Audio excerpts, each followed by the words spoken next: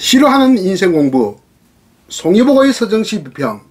안녕하십니까, 송희복입니다. 오늘은 대만의 시인 예웨이렌의 시 한 편을 가지고 공부를 하겠습니다. 그러면 먼저 전문을 들어보시죠. 천흥 예웨이렌.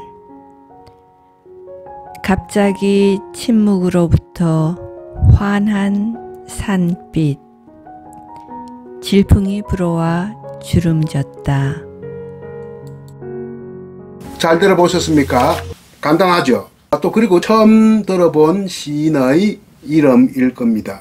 예웨이렌. 한자 표기로는요, 엽유렴이라고 중국어 발음도 한국어 발음도 다 어렵습니다. 1937년 강동성에서 태어나서 어릴 때 홍콩 가서 공부해서 대만에서 대학을 졸업하고 미국을 유학하고 다시 홍콩, 대만, 미국을 또 다시 이렇게 반복을 하면서 공부한 유명한 대만의 가장 대표적인 시인이요, 시학자입니다. 특히 동서양 비교 시학에 대한 권위자입니다. 이 동서양 시학을 중국에서는 중서 비교 시학이라고 해요. 중국과 서양의 비교하는 비교문학, 일종의 비교문학이죠. 비교문학의 한 분야여서 이분이 많은 저술도 했지만 우리나라에 번역된 것은 없습니다. 앞으로 또 번역되겠죠. 오늘 공부할 내용은 천흥인데 하늘 천자에다가 이게 뭐 흥이라고 하면 뭐 기분이 좋다, 뭐 감흥 이런 뜻입니다. 기분 좋다 할 때는 높을 고자를 써서 고흥 이렇게 말을 쓰고요. 여기에서는 뭐 기쁨보다는 감흥이 좋겠습니다. 하늘의 감흥. 6편의 연작시로 이루어져 있는데 하나하나 독립된 것으로 봐야 되지 않겠느냐 이런 생각이 들고요. 그 6편의 연작시 중에서 첫 번째에 해당되는 게 오늘 공부할 내용이고요. 굉장히 짧습니다. 글자. 대만은 저 중국처럼 간자를 쓰는 게 아니고 간단한 글자가 쓰는 게 아니고 번거로운 글자, 우리식으로 번자를 씁니다. 15자로 된 번자로 되었습니다. 글자 수만 하면 15자니까 하이쿠보다 적은 그런 시고 번역을 해도 한 20자밖에 안 되네요. 굉장히 짧은 시네요. 한자로 이렇게 읽으면 돌연, 자침묵, 량기, 상광, 피, 질풍치, 추려 이렇게 읽습니다. 돌연하는 것은 갑자기라는 말인데 한자로 일본에서도 돌연이라는 말을 씁니다. 자기네 발음으로는 도츠젠이라고 해요. 도츠젠 도시다노, 갑자기 왜 그랬어? 뭐 이런 말을 다 씁니다. 돌연. 우리도 한때 돌연이라는 말을 썼는데요, 한 60년대 때. 이것은 일제시대 때의 그 교육받은 사람의 영향 때문이었죠. 요즘은 거의 안 쓰고 있죠. 자침묵, 량기, 자침묵, 침묵으로부터 량, 제갈량 할 때 량자, 밝다, 환하다, 분명해지다 이런 뜻입니다. 기자 하는 것은 그 오르는 그런 것을 말하죠. 량기 하면 점차 밝아져 오른다, 밝아진다 뭐 이런 뜻입니다. 갑자기 침묵으로부터 한한 무엇이? 산빛. 원래 표기로는 상광인데 우리식 표기로는 산빛 하는 게 좋겠죠. 산의 빛깔, 산의 컬러 뭐 이것을 말합니다. 마지막 연, 질풍이 불어와. 여러분 질풍이라는 말 많이 들어왔죠. 질풍노도 할 때 질풍. 거센 바람, 거센 바람이 불어와서 주름졌다. 자, 이것을 한자로 어떻게 표현하고 있느냐 하면 피질풍치 추려 이렇게 되어 있거든요. 질풍, 중간에 있는 질풍치가 질풍이 불어서 이 말이고, 제일 앞에 있는 피자와 하나, 둘, 셋, 넷, 다섯 번째 피하고 추가 이렇게 어울립니다. 그러니까 옹이 되어서 피추란 말은 피는 뭐 대다, 지다, 당하다, 피해를 입다 이런 뜻이거든요. 피해할 때 피자입니다.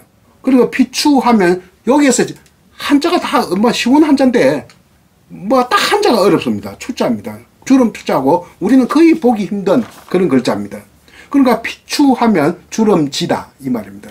혹은 주름이 잡히다. 조금 능동적으로 표현하면 주름을 잡다 이런 뜻이에요. 너 잘난 체 하지 마, 주름 잡지 마, 뭐 옛날에 그런 말을 쓰기도 했죠. 피추, 료 하는 것은 종조사라고 해서 문장의 끝을 나타내는 조사입니다. 그러니까 마침표라고 생각하면 되죠. 피, 질풍치, 추려. 질풍이 불어와서 주름졌다 이렇게 되는 건데 굉장히 간단하죠. 갑자기 침묵으로부터 환한 산빛이 질풍이 불어와서 주름졌다. 이게 무슨 말이냐 하는 겁니다. 이걸 보면 옛날에 내가 한 30년 전에 어디 책에 봤는데요. 중국 책인 것 같은데 시자, 자 하는 것은 놈자자, 혹은 뭐라고 하는 것은 시라고 하는 것은 천지지심야라. 하늘과 땅의 마음이다. 하늘과 땅을 조화를 시키는 마음이다. 이런 뜻으로 천지지심, 시를 천지지심이라고 이렇게 정의를 내린 것을 내가 한 30년 전에 어느 책에서 본지는 기억이 안 나고요. 세월이 오래되어서. 이게 천지지심을 잘 나타낸, 그러니까 서정시의 본질이다. 이렇게 보면 되겠죠. 천지지심. 그러니까 자아와 세계의 대결이 소설이라면 자아와 세계의 융합, 혼연일체, 이런 것을 말하니까 서정시의 본질을 나타내고 있다고 하겠죠. 그 서정시의 본질을 잘 드러낸 시가 바로 이 시다. 그러니까 굉장히 짧죠. 짧다고 하는 것이 바로 서정성이란 뜻이 바로 순간적으로 타오르는 불꽃이거든요. 독일의 문예학자들은 그런 식으로 비유를 잘했어요. 순간적으로 타오르는 감정의 불꽃, 이것이 바로 서정성이라고 합니다. 그러니까 이 시가 굉장히 짧지 않습니까? 침묵으로부터 산빛이야. 이때 침묵, 산빛, 주름 이렇게 이 세 관념이 이렇게 연결되는데 침묵이 바탕이라면 산빛은 생성이요, 주름은 현상이다. 이렇게 볼 수 있겠습니다.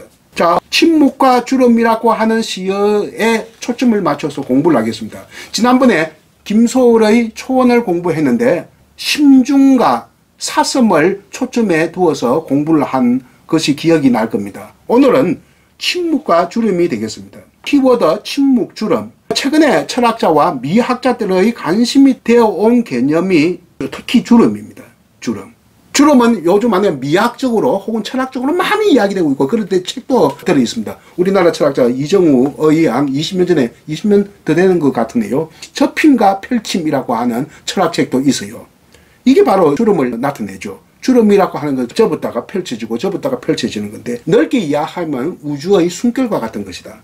덜숨과 날숨이다. 요 시에서도 주름이라고 하는 것은 우주의 숨결과 같이 덜숨과 날숨을 형상화한 하나의 자연 현상으로 보고 있지 않느냐. 이런 생각도 듭니다. 어떤 책을 보니까 이런 말이 있어서 내가 그 머릿속에 기억을 좀 담아두었는데 이런 말이 있어요. 침묵은 말 없이 존재할 수 있지만 말은 침묵 없이 존재할 수 없다. 이런 말이 있어요. 굉장히 오묘한 말입니다. 한번 잘 생각을 한번 해보세요. 침묵은 말 없이 존재할 수 있지만 말은 침묵 없이 존재할 수 없다. 말은 하나의 생성이라고 하면 그 생성되기 전의 조건, 바탕이 바로 침묵이라는 이야기입니다. 화가들 한번 봅시다. 종이라고 안 해도 됩니다. 화면이라고 해도 되고 화판이라고 해도 되겠죠. 우리 종이 위에만 그림 그리는 것이 아니니까. 일단 가장 대표적인 것이 종이니까 종이는 그림 없이 존재할 수 있죠. 종이는 그림 없이 존재할 수 있지만 그림은 종이 없이 존재할 수 없다. 화면 없이 존재할 수 없다. 화판 없이 존재할 수 없다. 또 이걸 또 바꿔봅시다. 우리가 지금 문학을 공부하니까 문학으로 바꿔봅시다. 언어는 문학 없이 존재할 수 있지만 문학은 언어 없이 존재할 수 없습니다. 마찬가지로 여기에서 산빛은 침묵은 그냥 산빛 없이 존재할 수 있지만 여기에서 산빛은 침묵 없이는 존재할 수 없다. 이렇게 생각을 할 수 있겠고요. 지금 봄이 한창입니다. 이제 봄이 왔어요. 누가 이런 말도 했어요. 봄은 겨울로부터 오는 것이 아니라 침묵으로부터 온다. 꽃들은 침묵을 따라서 미끄러져 내려왔고 그래하여 하얀 빛이 되었다. 이런 거 글을 갖다 내가 어려서 보는데 참 멋있는 글이라고 생각됩니다. 이 하얀 빛이 되었다. 이 하얀 빛이 바로 이 시에서는 산빛이라고 할 수 있겠습니다. 빛에 대해서 우리가 어떠한 물체를 본다고 했을 때, 나무를 본다고 했을 때 우리가 나무를 보는 줄 알지만 사실은 과학적으로 볼 때 나무를 보는 게 아니에요. 무엇을 보느냐? 나무에 반사된 우리가 빛을 보는 것이 과학적으로 정확한 판단입니다. 우리가 나무를 본다 할 때는 나무를 보는 게 아니라 나무에 반사된 빛을 본다고 하는 것이 정확한 과학적인 판단이다. 그런데 우리는 그냥 나무를 본다고 하죠. 빛은 이처럼 언제든지 분산이 되고 또 굴절이 됩니다. 여러 가지의 조건에 따라서 생각해 보세요. 빛 에너지라고 하는 것은 매질에 따라서 자기 마음대로 또 스펙트럼을 형성하는데, 사막 한번 보세요. 사막에서 보이는 신기루, 오아시스, 이게 공중에 떠서 보이거든요. 거꾸로 된. 이게 왜 그러냐 하면 공기청청이 겹겹이 온도가 다르기 때문에 보이는 겁니다. 이 매질이 다르기 때문에 이렇게 빛이 커산까지 이렇게 보이는 것이죠. 이것이 사막의 신기루 현상인데, 지금 이것도 이 산이 막 그냥 조그만 야산은 아닌 것 같아요. 아주 엄청난, 그 대만에 가면 큰 산들이 많이 있어요. 몇천 미터 되는 큰 산들도 많이 있어요. 그 조그만 땅에도. 아니면 에베레스트 산 같은 큰 산을 보고 했겠죠. 멀리서 보니까 이 큰 산이 그래도 자기 눈알 들어오거든. 그런데 갑자기 어둠 속에서 내가 그 산이 안 보이다가 내가 이렇게 어둠 속에서 이 침부랑에서 요 어둠 아니겠어요? 이게 햇빛에 이제 반사되어서 보이는데, 이것도 보이는 거 이 전체가 이렇게 뚜렷하게 보이는 거 아니고 희부염하게 보일 수도 있단 말입니다. 희부염한 빛을 우리는 젖빛이라고 해요. 해질 때 보이는 빛을 우리는 먼 빛이라고 해요. 이거 하나의 단어입니다. 젖빛, 젖빛 구름 할 때 그 젖빛하고는 표기는 똑같지만 뜻은 다릅니다. 젖빛, 희부염한 색깔, 이거 일종의 빛의 산란 현상이다. 상강의 일종으로서 젖빛이라는 개념인데, 요게 말하는 산빛이 젖빛이 아니겠느냐. 아주 거대한 산, 거대한 산에 고르지 못한 밀도 때문에 이렇게 빛이 막 분산되고 산란을 일으키면서 전체적으로 희부염해지고 이렇게 되면서 마치 또 무슨 멀리서 보면 주름 잡힌 것처럼 보인단 말이지. 이 주름이 과연 무엇이겠느냐 하는 겁니다. 우주의 숨결로서의 들숨과 날숨이냐. 하여튼 간에 질풍이 불어왔다는 것은 뭔가 왕성한 생명력을 고취했다. 불다 할 때 치가 고취할 때 치자입니다.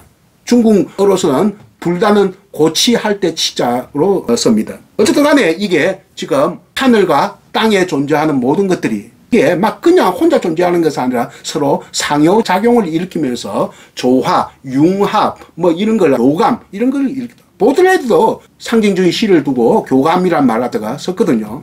이것도 천지교감. 그러니까 보드레드가 말하는 코레스폰던스에 해당되는 것이 바로 천흥, 하늘의 감흥이 아니겠느냐. 그런 점에서 이 시는 서정시로서는 가장 본질적인 장려적 성격을 가지고 있는 시인데, 이 이야기 우리가 많이 했습니다. 문학에서는 보통 주름을 삶의 연륜, 인생의 경험 이런 것을 주로 이야기하지만, 요즘 이 주름이 철학자들한테 또 미학자들한테 굉장히 주목을 받고 있는 개념이다.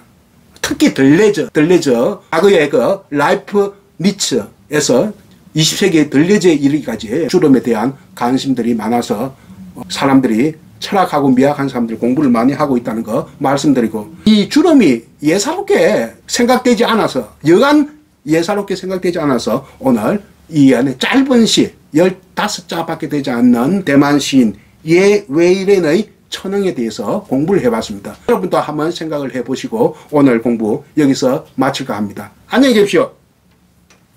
천흥, 예 웨이렌. 갑자기 침묵으로부터 환한 산빛. 질풍이 불어와 주름졌다.